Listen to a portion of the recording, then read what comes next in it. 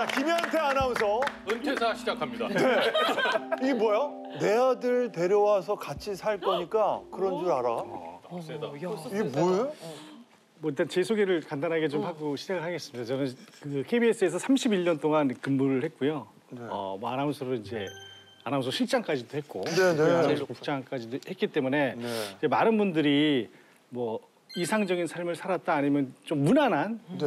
뭐 무난한 삶을 살았다 이렇게 생각을 하실 수가 있을 것 같은데 저도 좀 굴곡도 있었고 마음 고생도 좀 한 그러한 인생을 산 것 같아요. 네.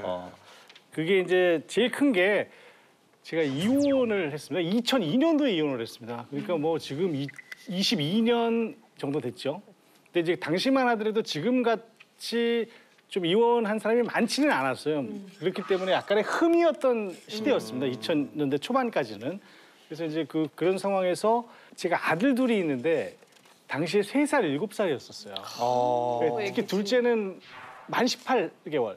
말이 3살이지 18개월밖에 안 된 상황이었기 때문에 애 엄마가 이제 애들을 맡기로 하고 이제 이혼을 했어요. 그리고 이제 저는 2주에 한 번 아니면 한 달에 한 3번 정도 제가 그거는 꼭 지켰던 것 같아요. 한 만 15년 동안 한 달에 3번 정도를 꼭 만났어요. 애들 둘을요. 이제 그러고 나서 시간이 많이 흘러서 2009년도 그러니까 이혼한 지 한 7년 만에 이제 어떤 뭐 지인의 소개로 이제 결혼을 하게 됐습니다. 근데 이제 새로운 배우자는 딸이 한 명 있었고요.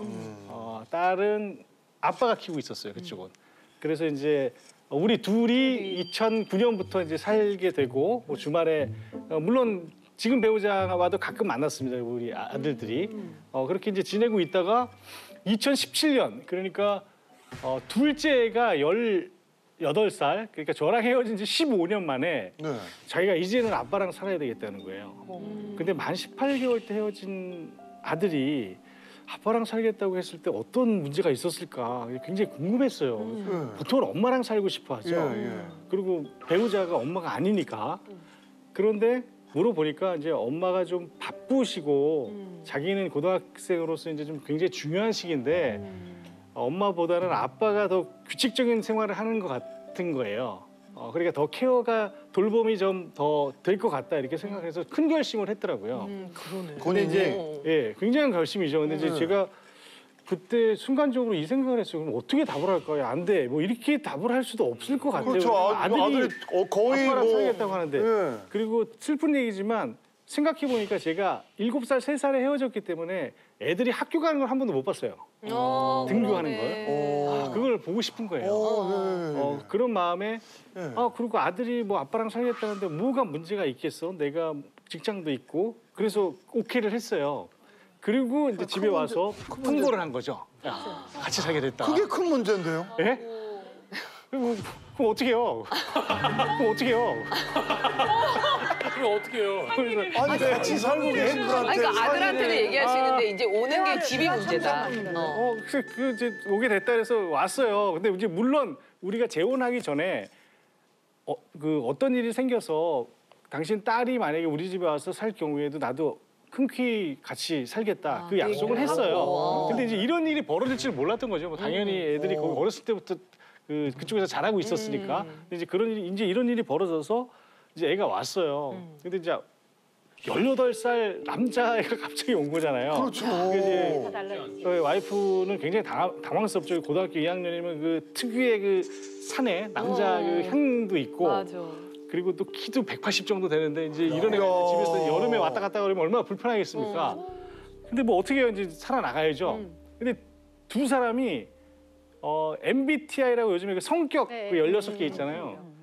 아들은 INTP, 와이프는 ESFJ. 다 달라. 다 달라요, 4개가. 그런 경우도 굉장히 드문데 이게 성격 자체가 완전히 상극이에요. 그래서 이제 뭐 세 사람 다 그 눈치를 보면서 살고 있었던 거죠. 근데 이제 어느 날 이제 고등학생이니까 뭐 한 7시 반 정도까지 등교를 하는데 비가 왔어요. 그래서 이제 와이프가 데려다 주겠다고 한 거예요.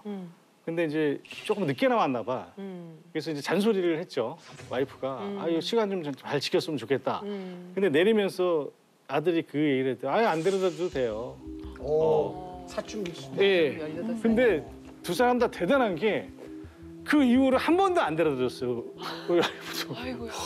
그리고 얘도 그냥 뭐 별일 아니잖아요. 그게 어떻게 보면 친엄마면은 아주 쉽게 넘어갈 문제거든요. 그러니까 잔소리고 아들 입장에서 보면 투정이고. 그러니까 뭐 나중에 뭐 이게 풀면 금방 되겠네. 풀리는 문제인데 네. 결국은 이게 안 풀렸어요. 그러고 나서 이제 뭐 그렇게 이제 냉랭한 분위기로 한 2, 3년 정도가 흘러서 지금도 다행히 같이 살고 있어요. 같이 살고 있고 이제는 뭐 성인이 됐고 뭐 서로 이해를 하면서 뭐 친하지는 않아요, 근데 둘이.